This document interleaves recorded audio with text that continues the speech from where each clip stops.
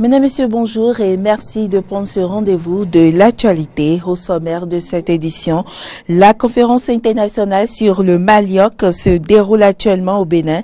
Pendant 5 jours, acteurs scientifiques, décideurs économiques et entrepreneurs vont réfléchir sur la transformation du manioc en Afrique. Dans cette édition, nous parlerons également de l'évolution du cinéma. Vous suivrez le magazine réalisé par Fréjus Serwan à ce sujet. Et puis, sommet entre Donald Trump et le président nord-coréen. La rencontre a eu lieu ce mardi. Elle a abouti à la signature d'un document.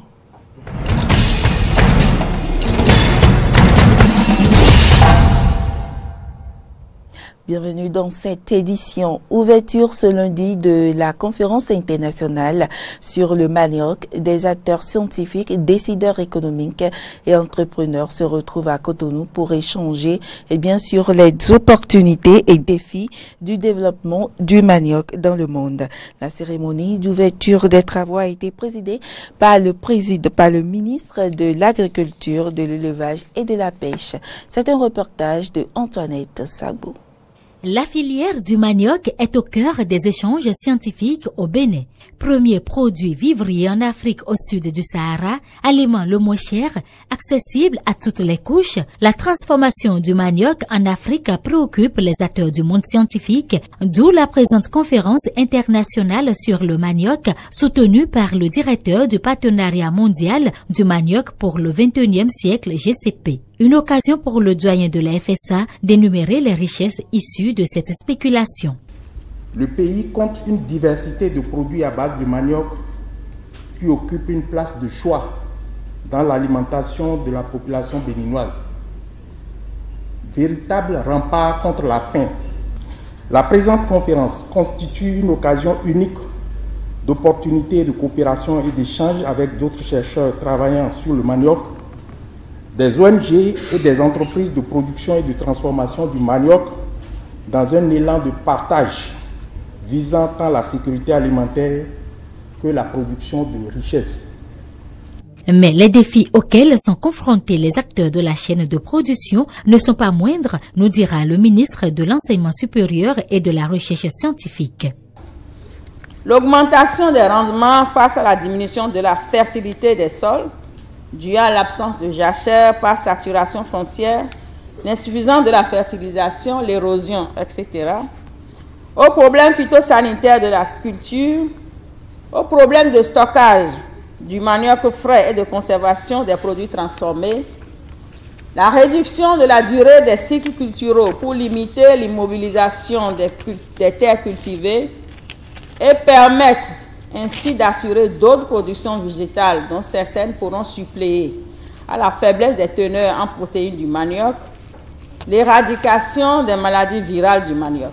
Le ministre de l'Agriculture, de l'Élevage et de la Pêche, quant à lui, invite les participants à décortiquer le thème retenu pour élaborer des recommandations concrètes. Les opportunités donc pour l'Afrique à travers la culture du manioc sont nombreuses et sont de bonnes nouvelles. Vos analyses, vos réflexions devraient apporter des solutions indispensables à l'accroissement qualitatif et quantitatif de la production de manioc et de ses dérivés et surtout des revenus à ceux qui pratiquent cette culture pour les sortir de la précarité, de la pauvreté. L'attente du gouvernement du Bénin est de s'enquérir des avancées scientifiques réalisées dans le monde et d'anticiper, je dis bien d'anticiper le montage et la mise en œuvre des programmes de recherche et de développement de la filière manioc. Le manioc est une plante industrielle qui offre beaucoup d'opportunités pour l'Afrique, raison pour laquelle cette conférence passera en revue tous les aspects importants du développement de la culture du manioc. Les ministres et experts du programme de développement de l'autoroute du corridor Abidjan-Lagos se sont retrouvés la semaine écoulée à Cotonou. C'était dans le cadre de la 10e session de la réunion tournante des experts et des ministres de ce programme. Les travaux qui ont permis d'élaborer une feuille de route dont nous parle le ministre béninois des Infrastructures et Transports. Le projet de réalisation de l'autoroute du corridor Abidjan-Lagos est un projet intégrateur inédit qui est en train de faire son chemin grâce à la synergie de vision des chefs d'État, aux efforts des ministres et des experts des 5 pays membres du corridor. Cette synergie d'action a permis un avancement significatif du programme grâce à l'appui des partenaires au développement, dont le chef de file est la Banque africaine de développement. Il est à saluer le dévouement des cadres techniques à divers niveaux concernés par le programme. C'est la raison qui motive notre présence ce jour dans cette majestueuse salle de la conférence de l'hôtel Azalaï qui abritera dans les instants qui suivront les activités ci-après. Point de la signature des différents accords de prêts et de dons par les États membres. Revue des procédures et conditions préalables au premier décaissement de ces prêts et dons. Mise en place de la cellule d'exécution du projet. Point de la passation de contrats avec les différents consultants qui interviendront dans le cadre de la réalisation des études techniques de l'autoroute du corridor Abidjan-Lagos et les audits y afférents. Signature de l'accord intergouvernemental relatif à l'établissement de l'autoroute de gestion, de l'autorité de gestion du corridor Abidjan-Lagos, Alcoma, et actualisation du calendrier de mise en œuvre du programme. Il convient de préciser que les objectifs liés aux points cités supra ont été largement débattus au cours de la réunion des experts des 5 États membres du corridor ici présents qui ont travaillé d'arrache-pied depuis le mardi 5 juin 2018 pour élaborer un rapport qui sera soumis à l'attention de la présente session des ministres. Le recteur du campus d'Abomey-Calavi était face aux hommes des médias en fin de semaine écoulée. Objectif, expliquer la décision de la Cour constitutionnelle relative à la maîtrise de l'anglais avant toute inscription en cycle master ou en thèse de doctorat à l'université d'Abomey-Calavi. On l'écoute. Mes impressions sont des impressions de satisfaction parce que la décision aurait pu aller dans un autre sens. Je saisis donc l'occasion pour remercier très sincèrement les sages de la Cour constitutionnelle pour avoir dit tout simplement que la décision de l'UAC n'est pas contraire à la Constitution. Présentation d'attestation de compétences en anglais, cette attestation est une des pièces du dossier. Une des pièces du dossier que l'on introduit pour demander à être inscrit en master ou à l'école doctorale, pour faire un doctorat. Donc c'est la compréhension qu'il faut avoir de la décision. J'ai lu dans la presse certains écrits que la Cour a imposé l'anglais. La décision de compétences pour être inscrit à ce qu'on appelle le cycle 2, le cycle 3. Le cycle 2, vous savez, avec le LMD, c'est le cycle de master. Le cycle 3, c'est le cycle de doctorat. Ce n'est pas la Cour qui a pris une décision. La Cour s'est prononcée sur la constitutionnalité de la décision du rectorat. Je crois qu'il faut situer les responsabilités. Ce que nous avons voulu faire, c'est que nous sommes dans un monde où nous devons apprendre à nous conformer à l'environnement dans lequel on est. Dans le monde scientifique, l'anglais aujourd'hui, jusqu'à l'instant où je vous parle, peut-être que ça peut changer demain. Vous voyez, un grand pays comme la Chine est devenue aujourd'hui une puissance incontournable. En Chine, on parle anglais. Aujourd'hui, c'est l'anglais. Vous ne pouvez pas prendre part à une activité au plan international dans le domaine scientifique si vous n'êtes pas capable de comprendre l'anglais. Vous allez vous-même vous sentir isolé. Même en France, il y a des conférences qui s'organisent et où la langue de travail, c'est l'anglais. Quand Chirac va aux États-Unis, il parle anglais. Et pourtant, il est le président de la France. Dans notre système éducatif, on commence le français officiel, l'anglais officiellement en 6e. Donc celui qui est au collège, il fait 7 ans de formation anglaise. Il suit des cours d'anglais pendant 7 ans. Et comment se fait-il que lorsqu'il arrive à l'université, tout ce qu'il a développé comme compétence ne lui permet pas de s'exprimer correctement en anglais? Ça nous interpelle. la plus grande documentation pour des formations universitaires, elle est en anglais. Si vous voulez accéder aux connaissances scientifiques, vous avez l'obligation de savoir lire au moins l'anglais, à défaut de parler avec fluidité la langue. Si vous ne pouvez pas avoir accès à la documentation, vous avez beaucoup de lacunes.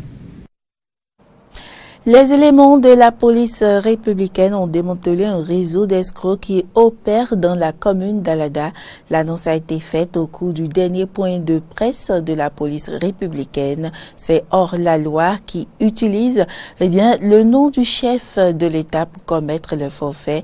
Selon Pascal Audé-Louis, secrétaire général de la police républicaine, ces escrocs se portent pour des envoyés du président Patrice Talon. Ils se disent de la société Siema Bénin et recrute des jeunes avec des frais de dossier. Pour plus d'explications, nous vous invitons à suivre le colonel Pascal Audé-Louis, porte-parole de la police républicaine.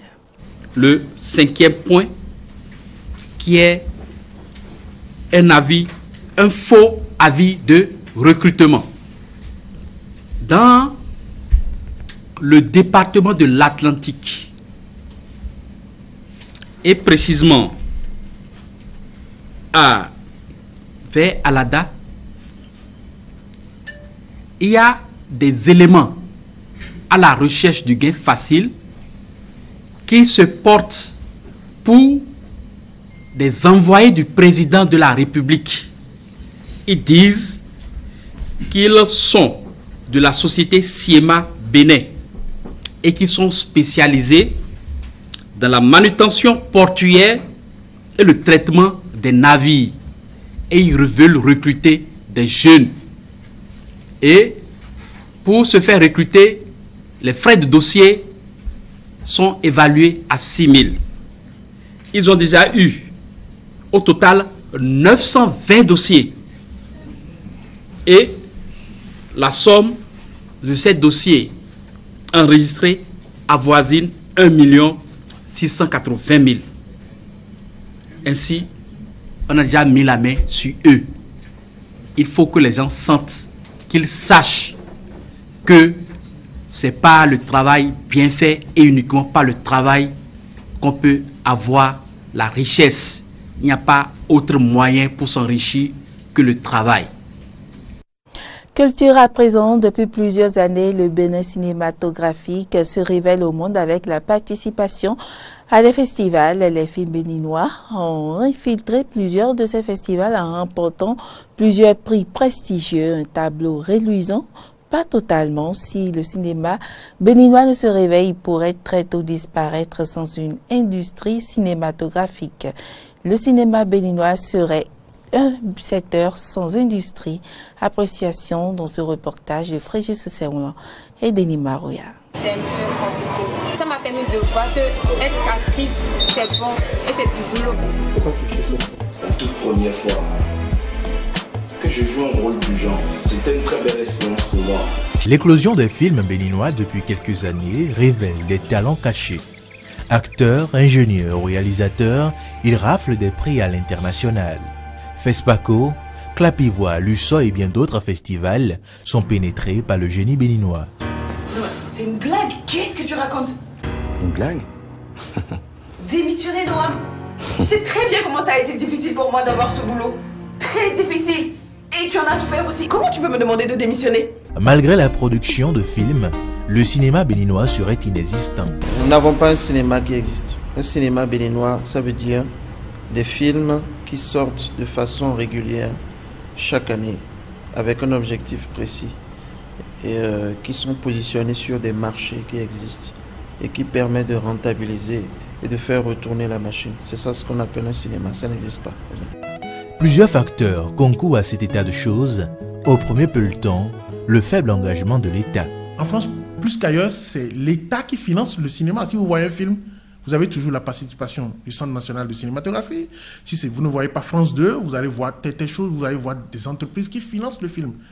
C'est comme ça. Il y a de grandes entreprises qui reçoivent elles-mêmes des subventions de l'État, qui financent les films, qui ont intérêt, parce que l'État leur fait des exonérations, et elles ont donc intérêt à financer le cinéma. Ici, ça n'existe pas. La mauvaise gestion de la petite contribution de l'État est aussi indexée.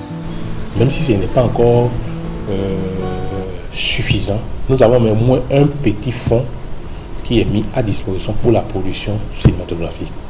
Mais à ce niveau, malheureusement, je ne le dis pas pour donner des leçons, c'est du gâchis, ça c'est mal exploité.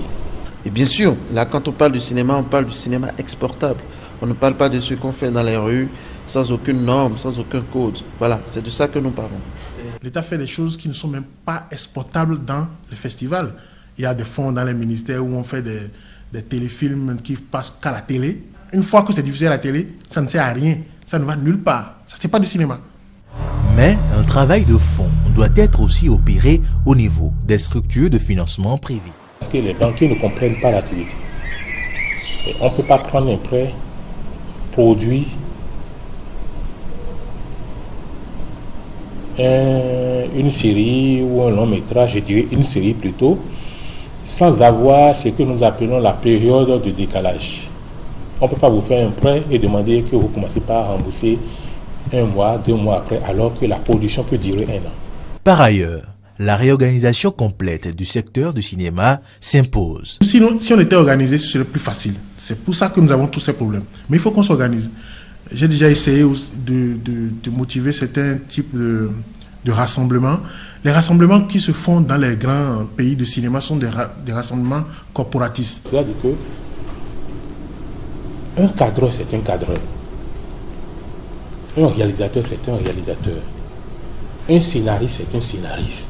Je ne crois pas que quelqu'un puisse se faire passer pour le monteur, le cadreur, le script, le scénariste, le réalisateur et l'acteur. Ça marchera jamais. Distribuer un film, distribuer un programme de télévision, c'est un métier.